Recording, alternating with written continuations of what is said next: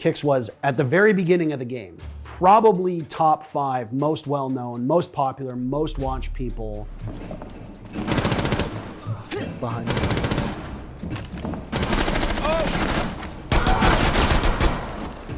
Okay, get that. Oh my God! KiXSTAr had like the whole package. He was the first one to really have like great movement and great mechanical skills out of anyone that I personally saw. Retiring from a pro to be a caster because the casters we had weren't that great at the time, trying to fix it from the inside out. He only needs 2 more, and they're both still very low. He can deny the plant with the evil eye and just keep himself alive. 19 bullets, so he's got to be careful with that ammunition counter. And here's the denial! Oh my God! 5 seconds, and cameraman has to rush! Will he land the shot? Oh! Incredible! He lended legitimacy to Rainbow Six because this is the first professional player that gets to talk about it. There's so much influence that he had. He was so passionate. It's because he had so much undying love for the game and what it brought. The plant going down. Bio has to cover.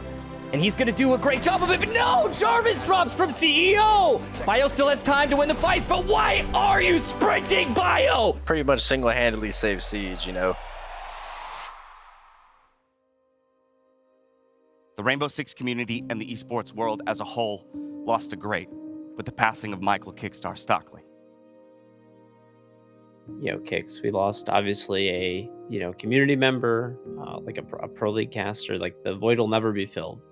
I mean, I don't know what Rainbow Six esports looks like right now without KiXSTAr. I don't. It's really hard to put into words exactly, what we lost when KiXSTAr passed away, but yeah, we lost someone really special.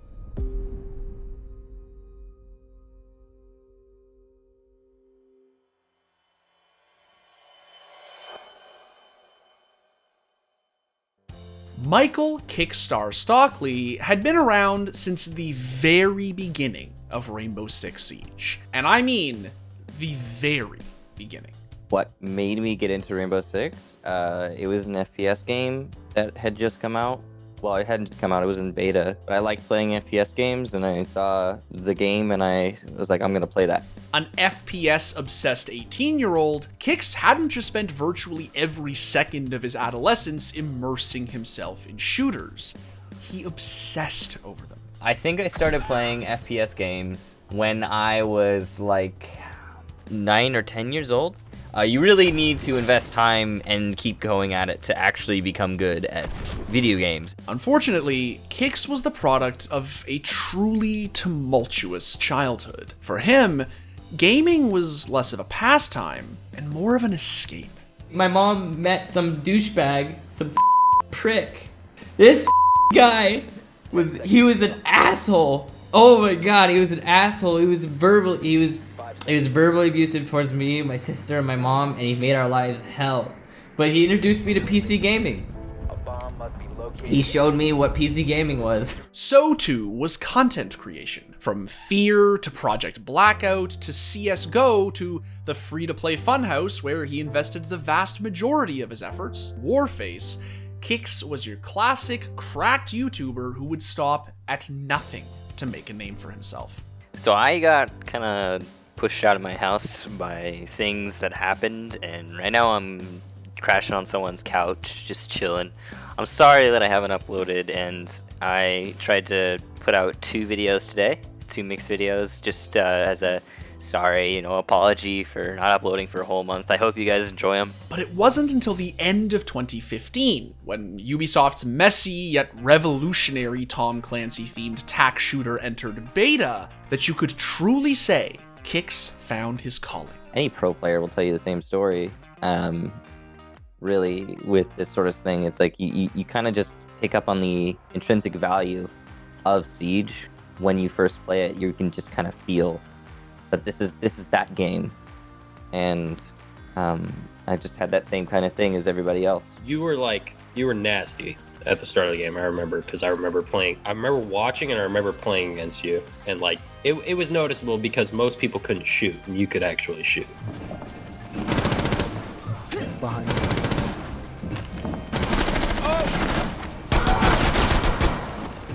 Okay, get that. Over the course of 2016, KiXSTAr began to cement himself as one of the nuttiest, most foundational fraggers in North America. I think he was one of the first people to have like actually really good mechanical skills in the game. Like, you know, for me and a lot of other people in this game, it's, you know, you get a decent aim and stuff like that, but you can get by a lot on like, you know, just using your brain, using strategy, using the gadgets in the game. But Kix had like the whole package. Like, he was really smart. He had awesome like usage of gadgets and stuff like that, and just he was the first one to really have like great movement and great mechanical skills out of anyone that I personally saw. For a community that was just coming into its own, Kix wasn't just a figurehead.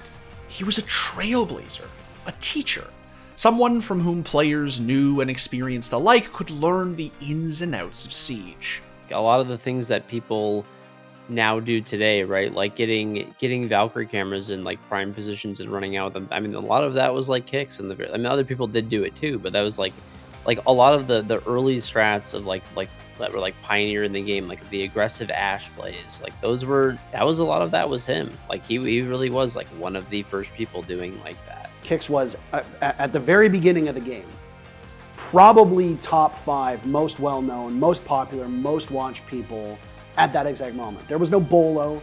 King George wasn't King George at the time. You were in North America, you watched Kix, that's it. You watched Kix, you wanted Kix to succeed. By March, he'd made his way onto Orbit and was competing in the inaugural season of ESL Pro League, where his roster secured the first overall seed in North America and a top 4 finish internationally. And by Season 2, they managed to claw their way all the way to the finals. Unfortunately, after falling short in that final and watching as his roster sort of fell apart, Kix found himself in a bit of a tough spot. Despite flirting with retirement, Kix played out half a season with Orbit's spin-off, Orgless, before calling it quits for real. And then he was presented with a new opportunity, one that changed everything. I retired in the middle of the 3rd season, not being comfortable on the team that I was playing with at the time, and one of my good friends, Panky, he jumped on one of my streams, and in the chat he's just like, hey, you want to commentate? And I was like, yeah, let's do that. Now I just want to see what happens on Hereford, because Hereford could be anyone's map. Between these two teams, like you said, we haven't seen a whole lot of Hereford. I have no idea. Yeah. Like this is who knows, maybe Flipside can bring it back, bring it to a tied game. That'd be pretty awesome. He lended legitimacy to Rainbow Six because this is the first professional player that gets to talk about it, and having somebody to come in and explain to you, here's why this action is happening and a pro team is acting in a certain way, made a lot of things click in people's heads, because they're like, oh, now I understand what it's about. This is when everybody was green. Obviously here we're looking at a construction open. Now that makes me think that what's going to happen next is he's going to go ahead and open the stock drop, because there's not a whole lot of reason to open the moto drop and the construction drop, although I've seen some teams do it. I'm curious to see how they handle this attack, honestly. I could always go back and like rewatch our Pro League games and stuff, and I was like, okay, I agree with every single thing that Kix is saying. He actually understands what's going on. He's able to break down the plays that we have. You know, he understands like the strategy behind what we're doing, what the enemy team is doing, mistakes that are made, mistakes that are not made. Like he was really the first person to really be able to do that as a caster. By 2017, he'd been recruited to cast Siege's first ever Ubisoft-hosted World Championship, the Invitational. Let's welcome the rest of the cast. The team, we have Panky and KiXSTAr. Thanks, Matt. Hey. How's it going? It's good. As soon as SI came to a close, Kix went all in on casting. He relocated to Poland so as to cast Pro League from the comfort of the ESL studio, and threw himself mind and body into his craft. I was waking up at midnight to go in at 1 a.m. to cast the North American Pro League until 6 a.m. I cast the North American Pro League in the beginning of the week and the European Pro League in the end of the week.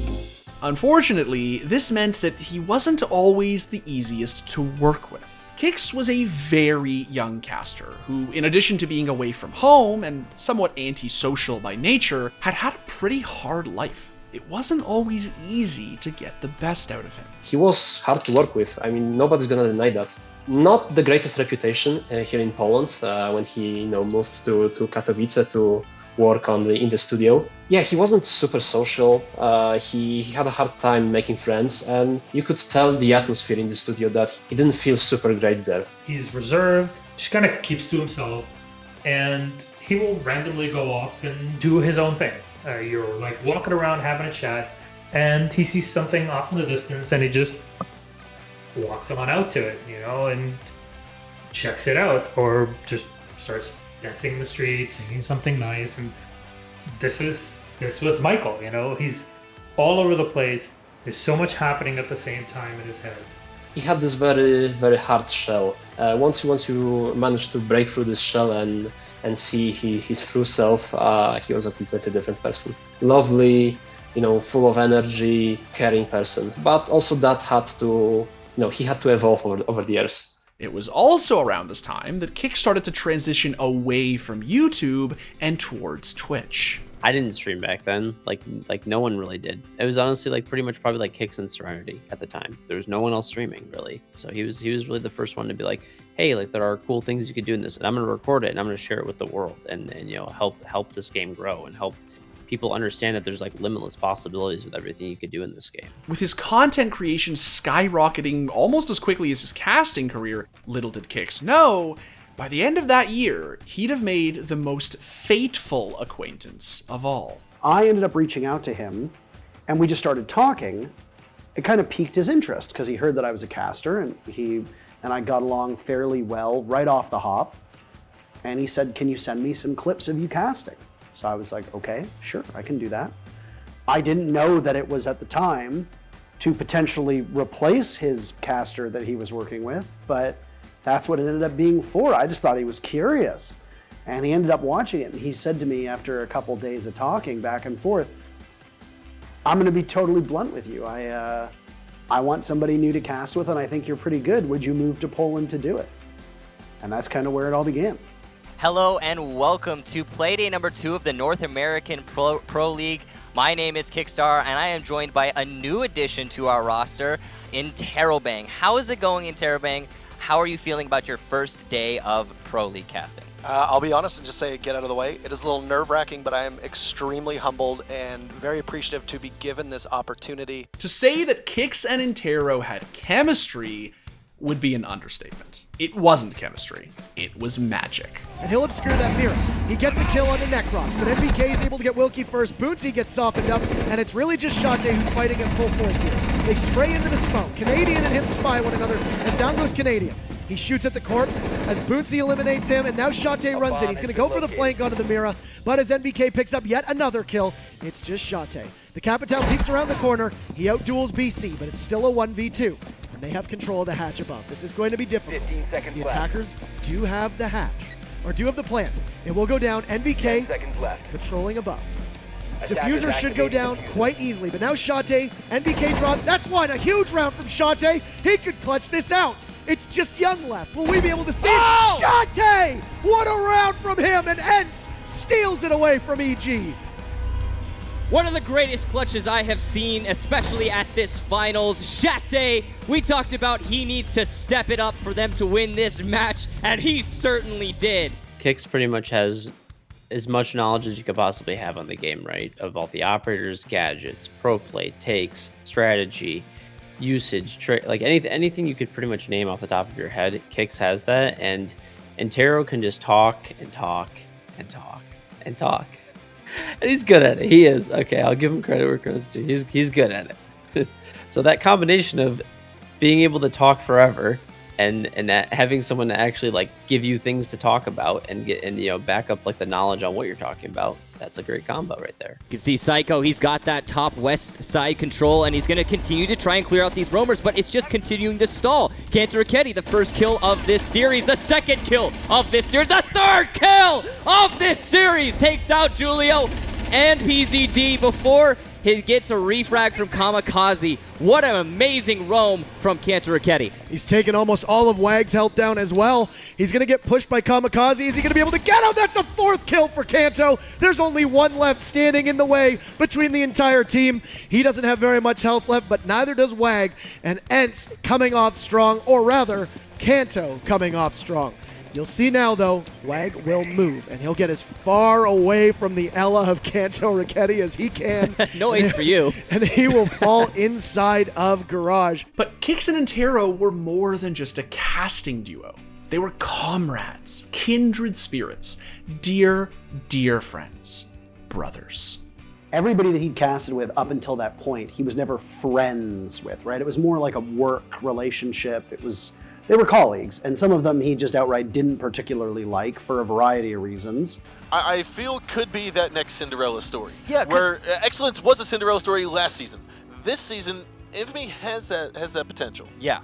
I thought he was a total oddball, but he was entertaining. I thought he was exceptionally smart, and we got along quite well, and we had a lot of mutual interests. And I think when we first started talking, before we even knew we were going to cast together, I think he was just drawn to having a friend. I think he was in Poland, he was isolated, he was lonely, and I think he saw in somebody, hey, this guy's relatively normal, and I can get along with him, and I think that went a long way. I went to Vancouver, but I was like 5. So that was like 2 years ago. This is what I live with. This is what we live with. Fair enough. And after years of commitment to competition, Kix made commentary his focus at the end of 2018, right as the game was really starting to explode. I don't think Kix ever really viewed himself as a caster until our casting scene started to grow around mid to late 2018. Up until that point, casting in Rainbow Six was, you didn't really get a lot of publicity. Rainbow Six wasn't really the talk of the town. It was an esport that kind of lay in obscurity. The players were the real stars, not the casters. And he had an opportunity to leave in 2018 that was presented to him to go join an up-and-coming org and maybe get back into the playing component. Probably not, but at least be back in the action as a coach or a general manager, strategist, analyst, whatever role they had for him. And I think he was drawn to that because he, up until that point, he saw himself as still a pro player who had been kind of down on his luck. You know, he had some bad luck with teams. He got booted off. He left teams because he didn't like them. And he always wanted to go back because he wanted to be the best. And as the casting realm evolved and things started to get more serious and competition amongst casters started heating up, I think he realized, hey, I can actually move my energy towards this because there's far greater challenges in front of me as a commentator than there are as a player. Narrow shot on a Nesk, but Nesk won't miss his, and on full HP, he's gonna have full control of Projector, and because of that, able to take down Julio. Psycho whips out the SMG pistol, but the nade from Sexy will shut him down. Kamikaze, the last defender, but he can't make it happen. What a round from Nesk, and what a round from Liquid to take it. Michael, when is your rap album dropping? I don't... What are you talking about? You went full rap god on that one? This dude could seamlessly jump from expert analyst to surgical shoutcaster at the drop of a hat. But Nix is getting shot from behind. C4 comes out, but it's too late. 9XT, 2 kills in this round, and he's being a big factor for his team. Dark Zero down to Hot and Cold, who's managed to light up the Lion and Mav. Only one full HP attacker left, but it's the same story for Hot and Cold. And there goes Cameraman. It's one shot for 9XT, one shot for Mav, and Hot and Cold will win this out.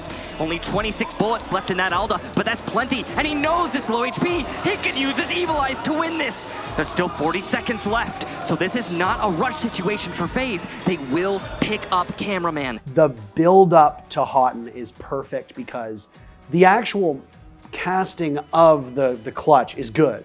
It's great. But what I actually think is better is how he sets it up. When Houghton is on the main stairs and he has to rotate through tellers and archives into the small office, he paints the scene beautifully. He sets expectations, he states win conditions, while talking about player positioning, denoting the time, giving a sense of urgency, giving how dire the situation is for both teams and what's on the line, and then immediately pivots to play-by-play effortlessly and gives it the energy it deserves. He is his own color in play-by-play for the final 30 seconds. So we're back to a 1-on-3. The tension is huge. Well, Evil Eye going to be a massive factor here for Hot and Cold if he can play this correctly. He cannot vault this, so he'll prep it, but that'll give away his rotation and his intentions. It doesn't seem that 9XT has noticed this, though. It doesn't seem like there's a camera, and there's a nice kill for Hot and Cold. And he passes off to himself in just like stunning fashion. He doesn't miss anything. There's nothing missed. I don't know how you put that You go to a lab and create the best casting possible for that scenario, and I don't know how the result that we have now is improved upon. He only needs 2 more, and they're both still very low. He can deny the plant with the evil eye and just keep himself alive. 19 bullets, so he's got to be careful with that ammunition counter. And here's the denial! Oh my God! 5 seconds, and cameraman has to rush! Will he land the shot? Incredible! But it wasn't just Kix and Intero's elegant interplay that fans adored. It was their hilarity. I saw him deploy after he. Don't make that signal with your hand. Don't. I saw him deploy. Don't do that gesture ever again. He did the shield thing. Stop. Why? What is wrong with your brain? You could tell that they had this amazing chemistry. They just know exactly what the other person wants to say.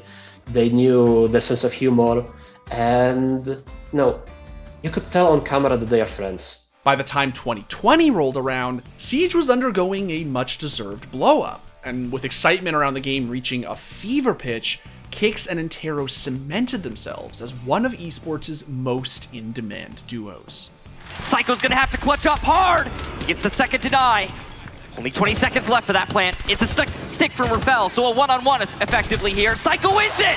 And now another one-on-one as Rafael's in the post plant! There it is, though! Psycho gets it! 4K!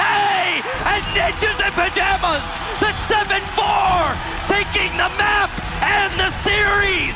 Europe's gone!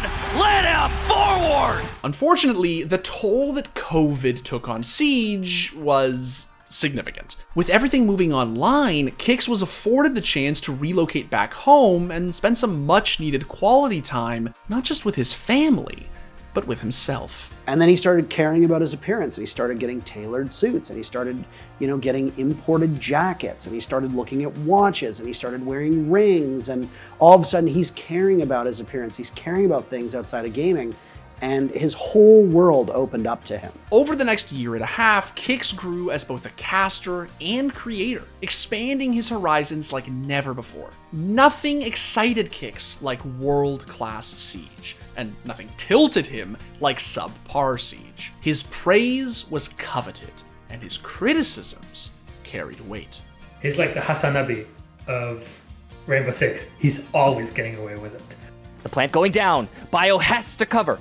And he's gonna do a great job of it, but no! Jarvis drops from CEO! Bio still has time to win the fights, but why are you sprinting, Bio? He actually understood the game. He understood the strategy at a fundamental level, and he understood that people are making mistakes. So, yeah, he has the license to say it, I guess, but it's for good reason. It's not just he's just saying it to say it, just to criticize because he doesn't like someone or something.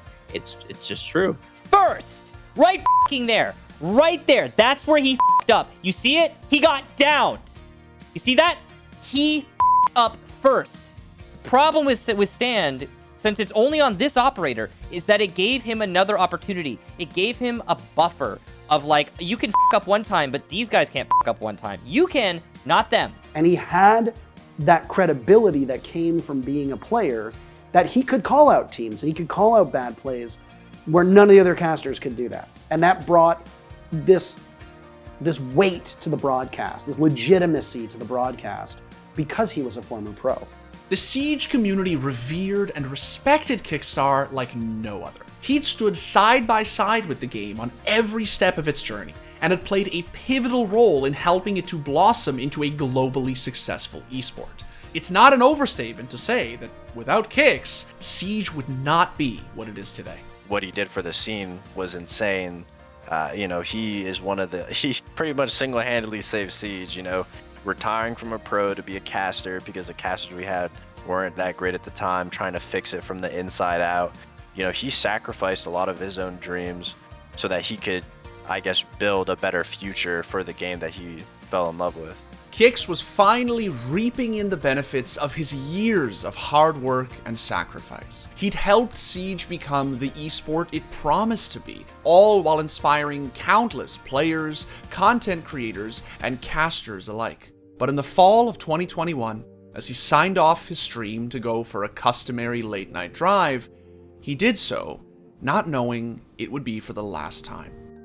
Thank you for watching, everybody. It was pretty stream today, but I mean, I had fun anyway. So thank you for making it fun. And yeah, see you tomorrow. Bye-bye.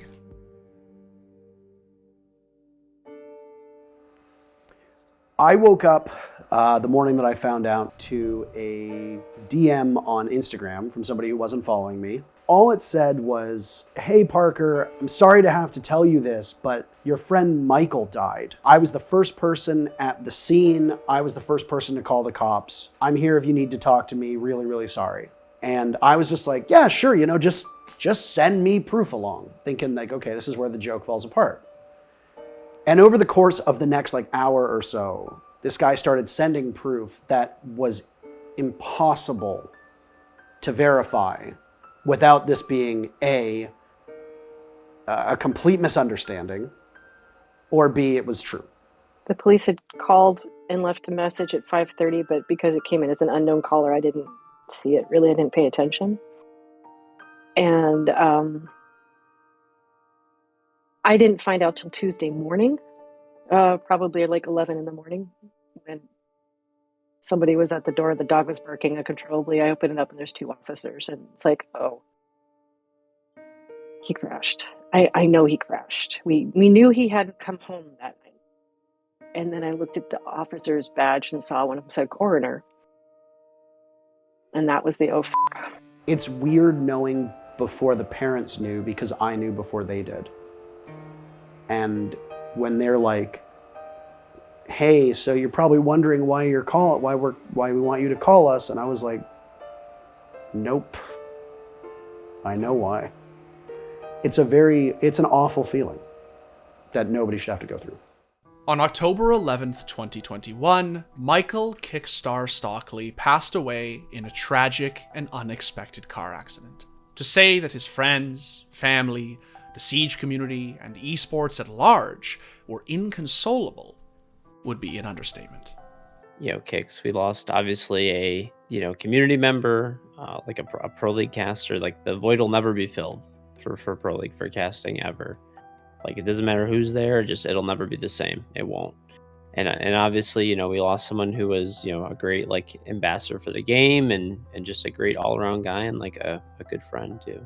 Siege loses a family member, a friend, an advocate, a pillar, a foundational pillar. It's really hard to put into words exactly what we lost when Kix passed away, but yeah, we lost someone really special. KiXSTAr was, in no uncertain terms, a part of the very soul of Siege. One of the game's most iconic, indispensable, and irreplaceable figures. I mean, I don't know what Rainbow Six esports looks like right now without Kix. I don't.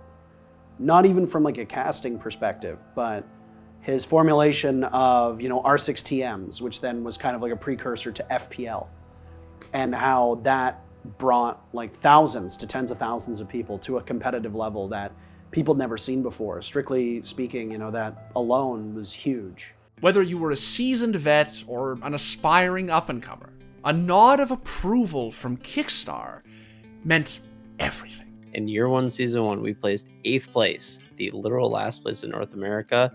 And then obviously, I joined CTM and won the 6th Invitational. He's like, I gotta tell you, good job. He's from 8th place to 1st in the world. He's like, congrats. So it was definitely a really good memory. And it was definitely a moment too, because I still remember back then as well. It was just everyone thought we were terrible. And it's you go from being the literal last place to going to first place, and having Kix, I guess, validate that for you too, on top of it, that's where it's okay, now it's official. It was kind of the final word, like he said. What he said is basically gospel. Kix's streams were group therapy sessions. I would sit in them and I would listen to them, and I would, he'd sit back waiting for a cue and spend 20 minutes, ruminating about his life and talking about things that had gone wrong and things that he wished he'd been able to do in the future and what he wanted to accomplish. And then the countless clips that were shared after his passing about how frank and honest he was about mental health and suicide and depression. I'm not more depressed than anybody else. Okay, like when I was seriously going through depression, it wasn't. Other people are experiencing the same shit daily. It's an ongoing struggle for tons and tons of people, and there's no reason for me to. I got you. Everything's going to be okay. Stay in that headspace. Why the f would I? So happy to have heard that in his last days. His whole response was, "I'm just feeling good. I'm happy," because that wasn't Michael when he first came to Poland. He wasn't happy. He didn't know who he was. There were months that felt, is he just gonna up and quit? He pulled out of it. That takes a lot of strength and energy. Very, very proud to have been part of that. It goes without saying that a fixture such as Kix can never be replaced. The man was a legend, a titan, a foundational father, a constant, never-ending force of comfort and assurance in an esport that needed it. I feel like a lot of people in gaming, suffer with their own personal struggles, and I know Kix was one of those people that just was able to make you smile. A lot of people turned to him for help and support, and just honestly, just to I guess get away from their own things. They would just pay attention and watch him, and it would just make things like a lot better. Kix, thank you so much. I love you, bro. I watch you all the time. I'm sorry, I'm fanboying. I watch you all the time through high school, bro. Oh, damn. The world of esports will never be the same without KiXSTAr. There's no replacing someone like that. Someone who gave everything they had to make the game they loved, the game in which they found themselves, a better place. But thankfully, there's also no forgetting them. People say that we'll no longer have Michael, and yeah, we will no longer have anything new from him. But we have thousands and thousands of hours of him talking to the camera, on broadcasts, on social media.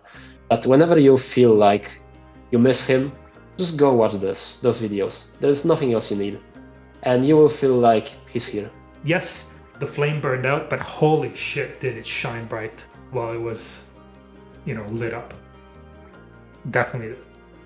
And I'm just really glad that I could have been a part of his life, and I'm gonna miss him.